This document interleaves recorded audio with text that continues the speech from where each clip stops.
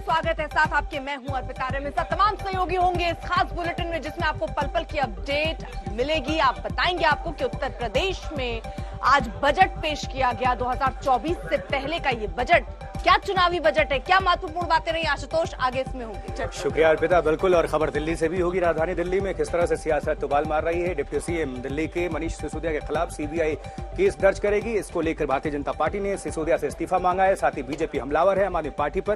पूरी खबर तफसील से बताएंगे।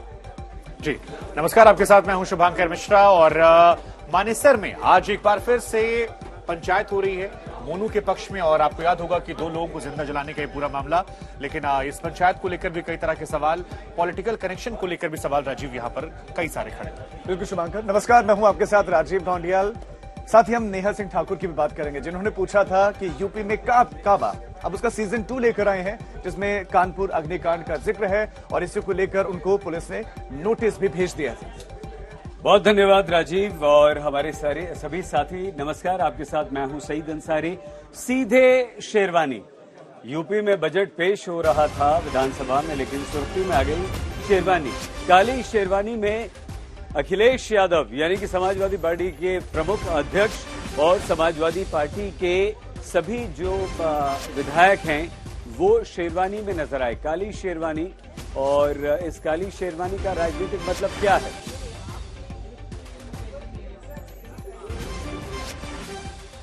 इस काली शेरवानी के पहनने का उद्देश्य क्या था? क्यों समाजवादी पार्टी के सभी विधायक अपने अध्यक्ष अखिलेश यादव के साथ काली शेरवानी पहनकर आए?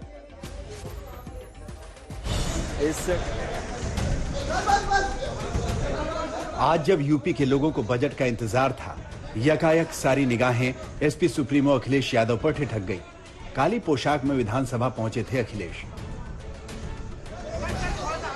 अखिलेश ही नहीं, समाजवादी पार्टी के तमाम विधायक शेरवानी में सबसे अलग नजर आ रहे थे। इस नजारे को देखकर सबके जहन में एक ही सवाल उठा कि ये संयोग था या प्रयोग। काली शेरवानी का क्या चक्कर है? काली शेरवानी बहुत सारे लोग, अब विपक्ष के पास कुछ है तो नहीं है। कपड़े अच्छे पहन के जा सकते हैं और ये विरोध नहीं है। ये कपड़े पहन के इसलिए जा रहे हैं कि कम से कम हम शरीफ लोगों को भी कुछ दे दें। ये आजम खान और नहीं, ये याद और वो तो अपनी तरफ से राजनीति फैला रहे हो। मैं ये जानता हूँ कि कन्नौज का एक इत्र पार्क है। उम्मीद है कि आज शेरवानी पहन के जा रहा हूँ तो कन्नौज के इत्र पार्क को कुछ तो पैसा देंगे और शुरू करेंगे। काली शेरवानी समाजवादी पार्टी के नेता आजम खान का प्रिय पहनावा रहा है। आजम आमतौर पर काली शेरवानी में नजर आते थे। करप्शन के मामले में आजम को सजा हो चुकी है, उनकी विधानसभा सदस्यता जा चुकी है। ऐसे में सवाल उठता है कि क्या आजम के प्रति समर्थन जताने के लिए समाजवादी पार्टी ने शेरवानी का सहारा लिया या फिर मुस्लिम वोट पर है अखिलेश की नजर? खान साहब को सांकेतिक रूप से सपोर्ट कर रहे हैं। इसको आजम खान साहब को हमेशा वो सदन में सदरी पहन को नोटिस किया गया है। आप अपना क्या आज हम लोग पहन के आए और बहुत पहले से पहन रहे हैं। माननीय मुख्यमंत्री जी भगवा में अच्छे लगते हैं। आज हम लोग शेरवानी में आए हैं तो हम लोग ये दुआ करते हैं कि ये प्यार मोहब्बत, भगवा और ये शेरवानी सब मिलकर इस देश की और प्रदेश की तरक्की की राह। इस मुल्क को आजाद कराने में शेरवानी और धोती का बहुत बड़ा लोगों ने इस मुल्क को हिंदू मुसलमानों ने मिलकर आजाद कराया। और बहुत सारे लोग हैं शेरवानी से नफरत करते हैं, तो उन्हें भी ये संदेश चला जाए कि ऐसा नहीं है, प्यार मोहब्बत की यूनिफॉर्म है और प्यार मोहब्बत से इसे सब लोग पहनते हैं। और आज भी इस मुल्क के अंदर हिंदू मुसलमान भाई यूनिफॉर्म को इसको पहनते हैं। शेरवानी का राज तो समाजवादी पार्टी के विधायकों ने नहीं बताया, लेकिन यूपी के पूर्व मंत्री मोहसिन रजा इस पर चुटकी लेने से नहीं चूके। चलिए, कम से कम आज संस्कार समझ में आए ना। भारतीय जनता पार्टी की सरकार ने इतना तो कर दिया कि संस्कारी हो गए समाजवादी पार्टी के लोग। कहा जाता है कि सियासत में प्रतीकों की अहमियत होती है। एसपी का ये प्रतीकात्मक प्रदर्शन यूपी की सियासत में क्या गुल खिलाएगा, इस पर उत्सुकता से सबकी नजर होगी। समर श्रीवास्तव, लखनऊ, आज तक। तो यहाँ अखिलेश यादव अलग अंदाज में नजर आए, शेरवानी पहने नजर आए। उनका कहना है कि जब कुछ अच्छा हो नहीं रहा तो कम से कम अच्छा पहन तो सकते हैं। ये स्टेटमेंट अखिलेश दे रहे हैं और एक अलग अंदाज में अखिलेश यादव वहां पर पहुंचे नजर आए और विरोध भी वो जताते नजर आए कि अर्थव्यवस्था चरमरा गई है और ऐसे में बहुत सुधार की जरूरत है। ये तस्वीरें भी हम आपको दिखा रहे हैं। न सिर्फ अखिलेश यादव, तमाम समाजवादी पार्टी के नेता काले कलर की शेरवानी पहने नजर आए हैं। अब मोहसिन रजा बीजेपी की तरफ से कह रहे हैं चलिए कम से कम संस्कार तो इनके अंदर आया है, तो अब सियासत और शेरवानी साथ साथ चलते हुए नजर आ रही है। और यहाँ अखिलेश यादव और उनके साथी काले कलर की शेरवानी पहनकर आए हैं।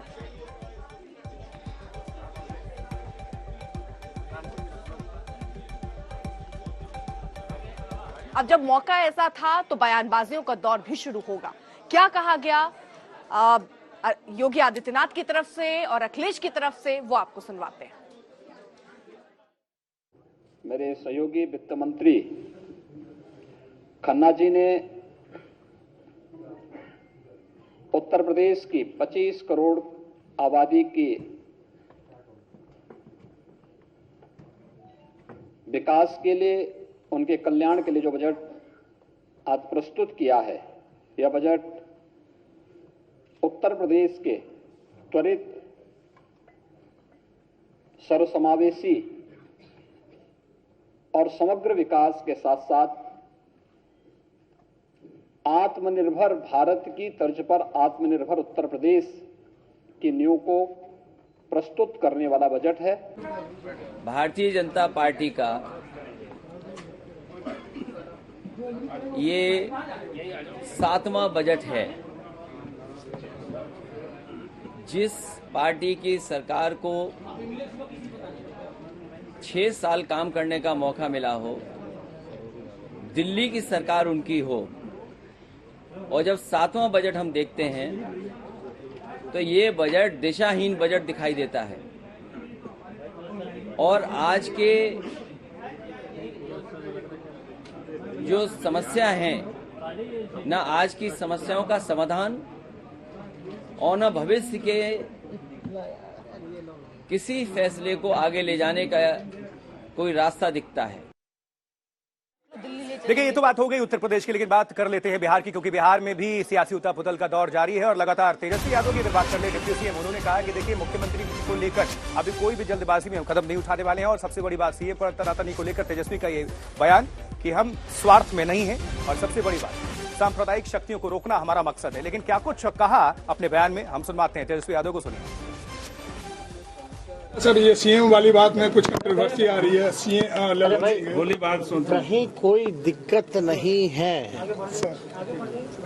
हमारा मेन मकसद है 2024 में भाजपा को भगाना, और उस मकसद के साथ हम काम कर रहे हैं। अभी महागठबंधन की सरकार है और नीतीश कुमार जी के नेतृत्व में चल रही है। कहीं किसी को जो है कंफ्यूज होने की जरूरत नहीं है। हम लोग विचारधारा जो हमारी है, हम लोग अपने स्वार्थ के चक्कर में सांप्रदायिक शक्तियों को आने नहीं दे सकते। एक बात समझ जाइए। मांझी जी लगातार हमलावर हैं कि हमारा बेटा भी सीएम होना चाहिए। सबकी अपनी इच्छा होती है, तो गलत बात है क्या? हाँ, तो क्या है ये हमलावर कहाँ है? लगातार आप बोले वो चाहते हैं उनका बेटा सीएम बने, तो कौन अपना बेटा को जो है ऊंचा जाते हुए या बड़े से बड़े पद पे जाते हुए नहीं देखना चाहता? सब लोगों की इच्छा होगी। हालांकि दो तस्वीरें फिलहाल सोशल मीडिया पर वायरल हो रही हैं। एक तस्वीर जो है वो तेजस्वी को लेकर है और एक तेज प्रताप को लेकर है। तेज प्रताप जहां कह रहे हैं कि स्वर्गीय मुलायम सिंह यादव उनके सपने में आए थे, उनसे कहा कि बहुत सारी बातें की, फिर कहा कि साइकिल चलाओ, और इसी वजह से वो साइकिल लेकर निकले, कहा सबको चलाना चाहिए। तो वहीं दूसरी तरफ तेजस्वी जो हैं वो एक एक्ट्रेस के साथ बैडमिंटन खेलते हुए नजर आए हैं, और दो तस्वीरें आपको दिखा रहे हैं। एक तरफ बैडमिंटन, दूसरी तरफ साइकिल। एक तरफ एक अभिनेत्री के साथ तेजस्वी यादव बैडमिंटन खेल रहे हैं, और दूसरी तरफ तेज प्रताप यादव जो हैं वो मुलायम सिंह यादव का अपने सपने में आने की बात कहकर साइकिल चलाते हुए नजर आ रहे हैं। ये दो तस्वीरें हम आपको दिखा रहे हैं। अभिनेत्री नीतू चंद्रा के साथ तेजस्वी यादव की तस्वीरें सोशल मीडिया पर फिलहाल आई हैं, और उधर तेज प्रताप जो है वो साइकिल चलाते हुए नजर आ रहे हैं। तेज प्रताप की तरफ से खुद बताया गया कैसे मुलायम सिंह यादव उनके सपने में आए, वो बयान भी हम आपको सुनवाएंगे। और तेजस्वी यादव को तो आपने सुना ही, जिन्होंने कहा कि स्वार्थ के चलते सांप्रदायिक ताकतों को बढ़ने का मौका हम नहीं देंगे। लेकिन फिलहाल दो तस्वीरें जो हैं वो आपकी टीवी स्क्रीन पर हैं, तेज प्रताप यादव और तेजस्वी यादव को लेकर। एक प्रदेश के डिप्टी सीएम हैं और दूसरे जो हैं वो मंत्री हैं।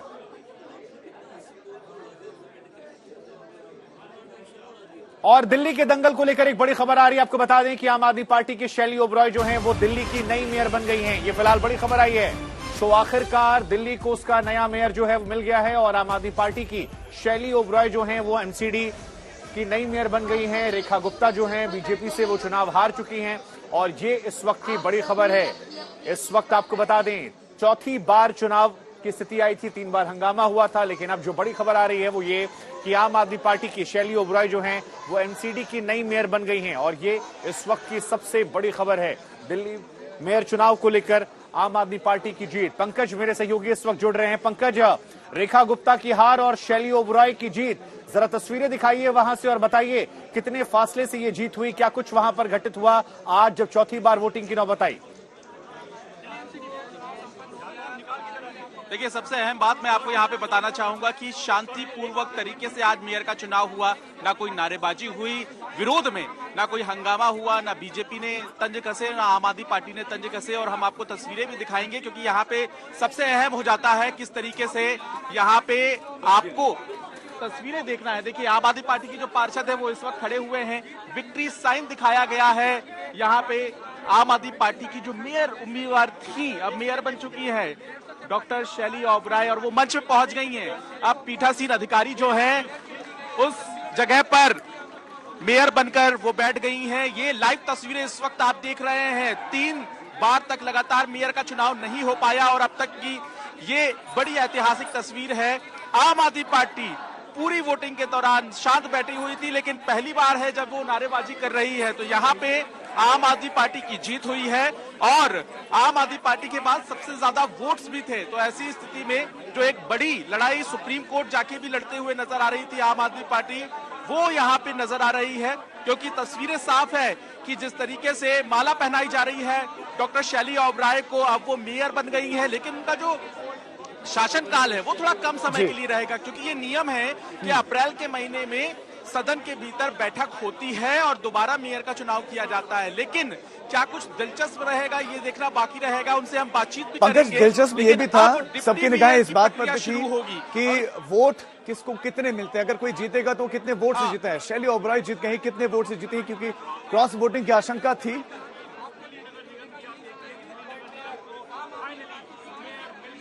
देखिए, बिल्कुल ये सबसे ज्यादा चिंता बनी हुई थी क्योंकि क्रॉस वोटिंग को लेकर कहीं ना कहीं चाहे वो भाजपा हो चाहे वो आम आदमी पार्टी हो, दोनों ही चिंता में थे। लेकिन जिस तरीके से हमने रणनीति देखी आम आदमी पार्टी की, उन्होंने अपने तमाम पार्षदों को पहले से ही निर्देश दिए हुए थे, उनकी गिनती की थी, बकायदा उनकी अटेंडेंस ली। और अब तस्वीर देखिए, जो बीच की रॉ है यानी बैठने की जगह है, उस जगह पे तमाम आम आदमी पार्टी के पार्षद बैठे हुए थे। हर एक विधायक की ड्यूटी लगाई हुई थी कि वो नजर रखेगा, ध्यान रखेगा इन तमाम पार्षदों पर। और कहीं ना कहीं ये रणनीति आम आदमी पार्टी की काम भी आई।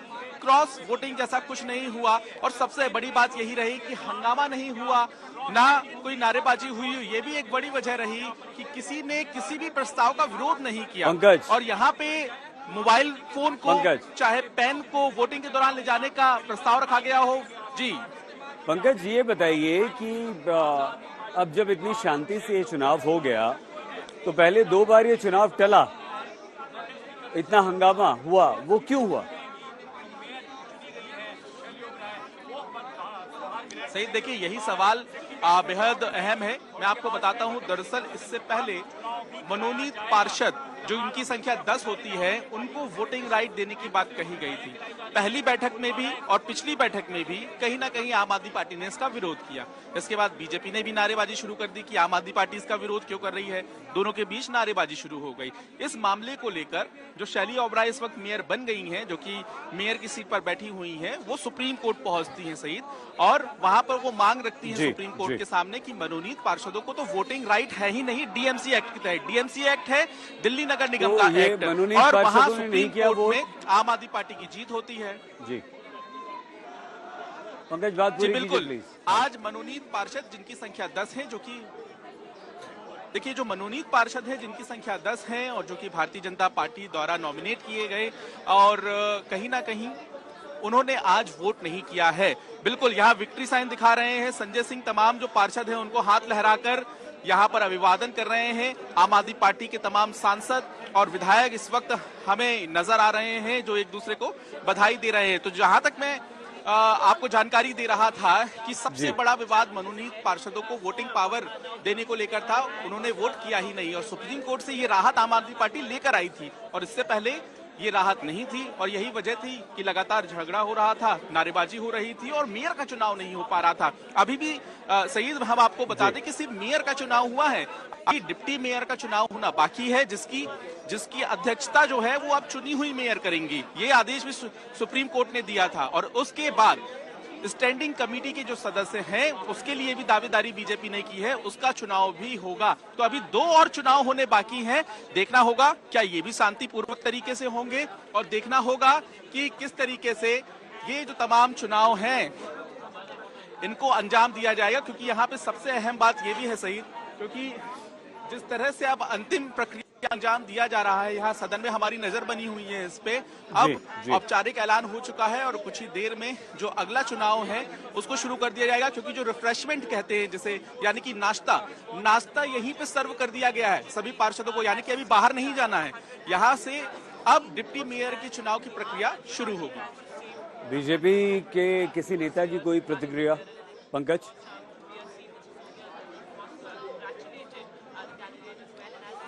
देखिए अभी तो हमें भारतीय जनता पार्टी की जो पार्षद है वो यहाँ पे शांत ही नजर आ रहे हैं। उनकी तरफ से यहाँ पर अभी कोई बयान सामने आया नहीं है। जाहिर सी बात है कि बीजेपी के जो तमाम नेता है, विधायक हैं या प्रवक्ता हैं वो सदन के बाहर मौजूद हैं और जाहिर है कि आम आदमी पार्टी के लिए खुशी की बात है तो उनकी तरफ से प्रतिक्रिया पहले ही आ गई है। जो डिप्टी सीएम है मनीष सिसोदिया, उन्होंने ट्वीट करके कहीं ना कहीं भारतीय जनता पार्टी पर निशाना साधा है। तो ये तमाम जो स्थिति है ये लंबे समय बाद देखने के लिए मिली है। और आपको बता दें कि 2 घंटे से ज्यादा समय तक ये पूरी वोटिंग चली। पहले एक बूथ में ही वोटिंग चल रही थी, उसके बाद ये कहा गया कि तेजी लाइए, तो 2 बूथ में वोटिंग शुरू की गई और इस दौरान मोबाइल फोन, पेन वोट करने के दौरान बैन कर दिए गए थे। तो इस पर भी किसी ने कोई हंगामा नहीं किया, सबने आम सहमति बनाते हुए चुपचाप या कहें कि प्यार से इस वोटिंग को अंजाम दिया। तो अब मेयर को जिस तरह से चुन लिया गया, तस्वीरें आपको हम दिखाते हैं। देखिए आप यहाँ पे एक दूसरे को बधाई देते हुए सभी नजर आ रहे हैं और ये देखिए डॉक्टर शैली ओबराय को इस वक्त आप तस्वीरों में देख रहे हैं, उनका स्वागत किया जा रहा है महापौर के तौर पर। दिल्ली नगर निगम चुनाव में काफी लंबा इंतजार डॉक्टर शैली ओबराय ने किया, क्योंकि 3 बार तक वो लगातार चुनाव के लिए आती रही लेकिन चुनाव नहीं हो पाया और अब कहीं ना कहीं ये सबसे बड़ी बात है। लेकिन अब इंतजार है कि जिस तरह से ये फूल बारिश हो रही है इसके बाद कब डिप्टी मेयर का चुनाव शुरू होगा। तो यहाँ पे अधिकारी जो है वो अंतिम तैयारियों को अंजाम दे रहे हैं। लेकिन ये अहम बात ये भी है कि जिस तरीके से आम आदमी पार्टी ने मेयर का चुनाव जीता है उसके बाद से अब क्या अरविंद केजरीवाल या आम आदमी पार्टी के बड़े नेता सामने आकर क्या कोई भाषण देंगे या स्पीच देंगे, इसकी जानकारी भी सही थोड़ी देर में सामने आ जाएगी। क्योंकि आम आदमी पार्टी के लिए राजनीतिक तौर पर ये लड़ाई काफी बड़ी है और अब यहाँ पर आम आदमी पार्टी ने इस जीत को जश्न के तौर पर मनाने की तैयारी कहीं ना कहीं शुरू कर दी है। दिल्ली मेयर चुनाव में आम आदमी पार्टी की जो जीत है वो बड़ी जीत है। आम आदमी पार्टी की शैली ओबराय फिलहाल मेयर बन गई हैं और बीजेपी की रेखा गुप्ता को इन्होंने चुनाव हरा दिया है। शैली ओबराय को 150 वोट मिले हैं, रेखा गुप्ता को 116 वोट मिले हैं। जिस क्रॉस वोटिंग का डर था वो यहां पर नहीं देखने को मिली और जैसा कि अनुमान लग रहा था सीटों में जीत को लेकर, वही नतीजों में भी नजर आया।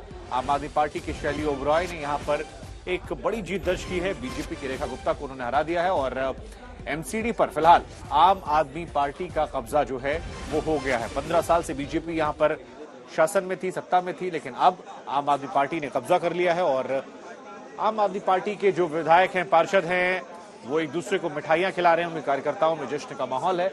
वहीं बीजेपी ने अब तक इस पूरे मुद्दे पर बोलने से चुप्पी काट रखी है। तो ये तस्वीरें हम आपको दिखा रहे हैं, इस वक्त की महत्वपूर्ण तस्वीरें। तो ये तस्वीरें देखिए आप, शैली ओबराय यहां पर आम आदमी पार्टी से दिल्ली की मेयर बन गई हैं और जश्न का माहौल जो है वो आम आदमी पार्टी के समर्थकों के बीच में फिलहाल देखने को मिल रहा है। शैली ओबरॉय की बात की जाए तो ये तस्वीरें दिखा रहे हैं आपको। पश्चिमी दिल्ली के पूर्वी पटेल के साथी हैं। दर्शनार्थ में डॉक्टरेट डिग्री जो है उन्होंने हासिल कर रखी है। नई मेयर के बारे में जानकारी आपको दे रहे हैं। दिल्ली यूनिवर्सिटी में वो असिस्टेंट प्रोफेसर हैं। और इसके अलावा जानकारियां जो आ रही कि भारतीय वाणिज्य संघ की आजीवन सदस्य भी शैली ओबरॉय हैं। फिलहाल फूल माला पहनाकर उनका स्वागत किया आम आदमी पार्टी कार्यकर्ताओं ने। आईसीए सम्मेलन में स्वर्ण पदक की विजेता जो हैं वो भी रही हैं। मिस कमला रानी पुरस्कार से वो सम्मानित भी रही हैं शैली ओबरॉय। तो उनका परिचय हम आपको दिखा रहे हैं। राष्ट्रीय अंतर्राष्ट्रीय सम्मेलनों में सर्वश्रेष्ठ पेपर पुरस्कार जो है वो भी शैली ओबरॉय को मिल चुका है। पश्चिमी दिल्ली के पूर्वी पटेल नगर वार्ड से ये पार्षद बनी थी और उसके बाद आम आदमी पार्टी ने इन्हें उम्मीदवार बनाया और अब ये दिल्ली की नई मेयर बन गई हैं। तो जब तीनों एमसीडी को साथ में जोड़ दिया गया उसके बाद संयुक्त मेयर बनाया गया और उसकी ये पहली मेयर है। बड़ा कद है, बड़ी ताकत होगी इनके पास, क्योंकि दिल्ली में ये माना जाता है कि जो एमसीडी का प्रमुख होता है उसके पास मुख्यमंत्री के स्तर की ताकत होती है। और यह खबर अपने आप में आम आदमी पार्टी के लिहाज से महत्वपूर्ण हो जाती है। लेकिन अब बात करते हैं यूपी में काबा सीजन 2 की। दरअसल नेहा सिंह राठौड़ जो सिंगर हैं, गायिका हैं, कविता लिखती हैं, उन्हें आज एक नोटिस थमाया गया कानपुर पुलिस की तरफ से और इसमें कहा गया कि 7 सवाल है, 3 दिनों के अंदर जवाब दिया जाए। नेहा ने दरअसल कानपुर कांड को लेकर एक गीत लिखा था और उस गीत से यूपी पुलिस का आरोप है कि माहौल खराब किया जा रहा है। ये रिपोर्ट दिखाते हैं।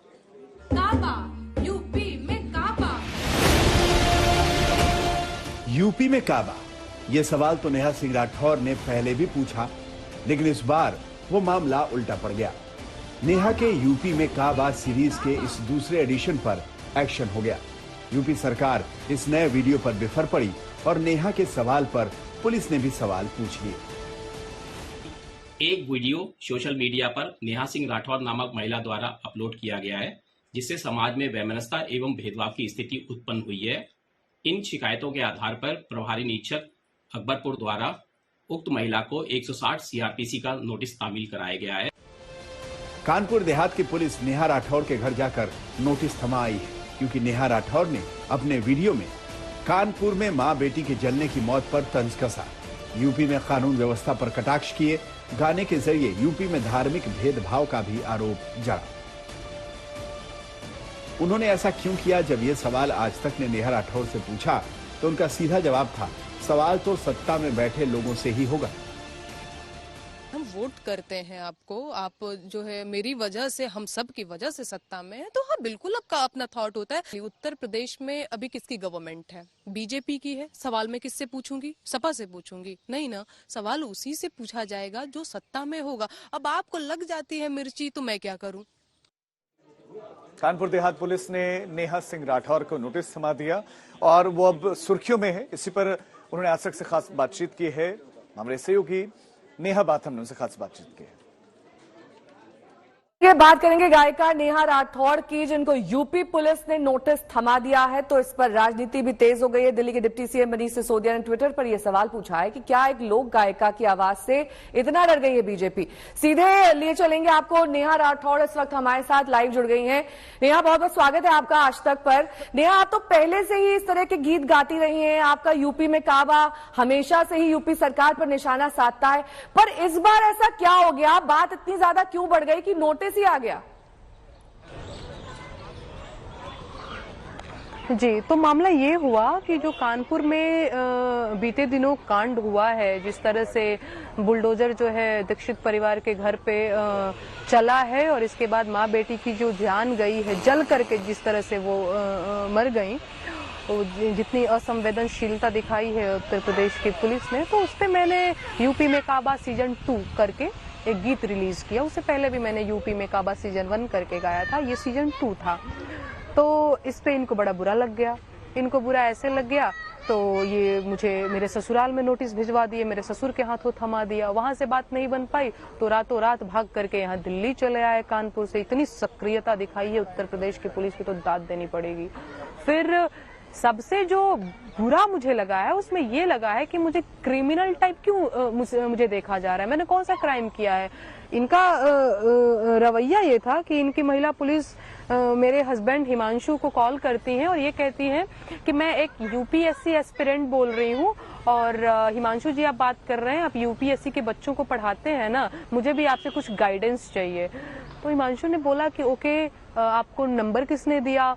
तो हमने नंबर कहीं से भी लिया हो, आप एक बार मुझे गाइडेंस दे दीजिए यहाँ पे मिल करके, है ना। जैसे कि एक क्रिमिनल को पकड़ने के लिए नहीं, जिस तरह से पुलिस जाल बिछाती है कि तुम यहाँ से क्रॉस करके दिखाओ, ये बॉर्डर क्रॉस करके दिखाओ, मैं तुम्हें बता दूंगा, पकड़ लूंगा टाइप, ये चल रहा था। तो हिमांशु ने उस पर कुछ रिस्पॉन्स नहीं किया क्योंकि उनको लगा कोई फर्जी कॉल होगा, कोई ऐसे थोड़ी बुलाता है। फिर 10 मिनट बाद उनकी कॉल आती है और वो कहते हैं कि कानपुर देहात से हम बोल रहे हैं, हमारे दरोगा जी हैं, साथ में हमारी पूरी टीम है और वो 6-7 लोगों की टीम थी। हम आपको नोटिस देना चाहते हैं, आपके खिलाफ ये नोटिस है और ये सारी चीज़ें। हम पहले अम्बेडकर नगर गए हुए थे, फिर आपसे यहाँ दिल्ली में नोटिस भेजने आए हुए, नोटिस देने, तो यही सारा चीज़ हुआ। फिर उन्होंने मुझे नोटिस दिया है जिसमें ये लिखा हुआ है कि 3 दिन के अंदर आपने इस नोटिस का जवाब नहीं दिया तो आपके ऊपर जो है उचित कार्रवाई करी जाएगी। आपके गाने की वजह से समाज में तनावपूर्ण माहौल क्रिएट हुआ है, सामाजिक सौहार्द बिगड़ा है, ये सारी चीजें मुझ पे आरोप लगाए हैं।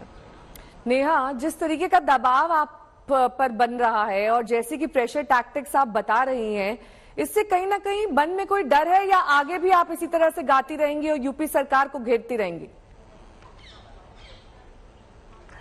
नहीं, मैं बिल्कुल गाती रहूंगी। यूपी में काबा सीजन 1 जब मैंने गाया था कि मंत्री के बेटवा बड़ी रंगदार बा, किसानन के ऊपर चलावत मोटर कार बा, अरे चौकीदार बोलक के जिम्मेदार बा, तो उस टाइम पे भी इनके बड़े बड़े सांसद विधायक टाइप के लोग आ गए थे यूपी में सब बा और बहुत ही अभद्र तरीके से मुझे ट्रोल करना शुरू कर दिया था। तो उस टाइम पे जब मैं नहीं घबराई तो मैं आगे भी नहीं घबरा रही हूँ। हाँ, थोड़ा सा तो पहली बार तो लगा ही कि भैया ऐसा कौन सा मैंने क्राइम कर दिया है, मैं सोचने पे मजबूर हो गई। फिर मैंने अपने गाने को भी दोबारा तिबारा पढ़ा और देखा और 4 लोगों को भेजा भी, भाई इसमें देखो, इसमें क्या गलत है, कहीं ऐसा कोई ऐसा शब्द जो आपको लग रहा है कि दिक्कत हो सकती है इन शब्दों से, तो सबका यही कहना है कि नहीं यार इसमें तो ऐसा कुछ भी नहीं है, ऐसा क्या दिख रहा है। तो पहली बार थोड़ी सी घबराहट हुई, पर मैं एक लोकतांत्रिक देश में रहती हूँ, मैं संविधान में विश्वास रखती हूँ, मैं मौलिक अधिकारों में विश्वास रखती हूँ, मैं अभिव्यक्ति की आजादी में भरोसा रखती हूँ, तो मुझे डर बिल्कुल भी नहीं लग रहा है। बाकी मेरे वकील हैं, मैं उनसे बात कर रही हूँ, तो जो भी आगे चीजें होंगी मैं उनसे पूछ करके ही